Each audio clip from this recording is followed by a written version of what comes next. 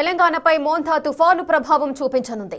రాష్ట్రంలోని కొన్ని జిల్లాల్లో అక్కడక్కడ భారీ వర్షాలు కురిసే అవకాశం ఉందని హైదరాబాద్ వాతావరణ కేంద్రం వెల్లడించింది.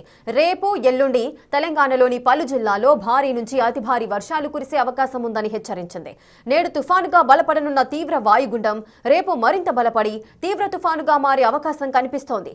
రేపు సాయంత్రం మచిలీపట్నం, కళింగపట్నం మధ్య తుఫాను తీరాన్ని దాటే అవకాశాలున్నాయని వాతావరణ శాఖ అధికారులు చెబుతున్నారు.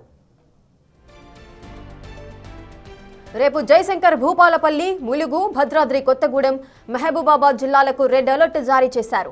కొమరం భీం, ఆసిఫాబాద్, మంచిర్యాల, పెద్దపల్లి, ఖమ్మం, వరంగల్, హన్మకొండ జిల్లాలకు ఆరెంజ్ అలర్ట్ జారీ చేశారు. ఎల్లుండి ఆదిలాబాద్, ఆసిఫాబాద్, మంచిర్యాల, నిర్మల్, పెద్దపల్లి, భూపాలపల్లి, ములుగు జిల్లాలకు ఆరెంజ్ అలర్ట్ జారీ చేశారు. ఈ జిల్లాల్లో 5 నుంచి 20 సెంటీమీటర్ల వర్షపాతం నమోదయ్యే అవకాశం ఉందని తెలిపింది.